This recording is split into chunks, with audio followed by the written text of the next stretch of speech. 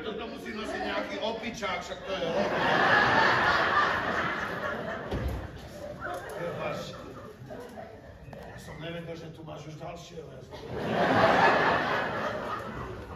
Podľa veľkosti to bude asi váška, toto sa stalo fakt ale náhodou, ja za to nemôžem. Viete, ja keď som ráno odtiaľ to odchádzal, tak v kuchyni lietalo niekoľko kabátov a som si zobral asi ten váš. Ale aj tak, som rád, že vás poznám. A ja.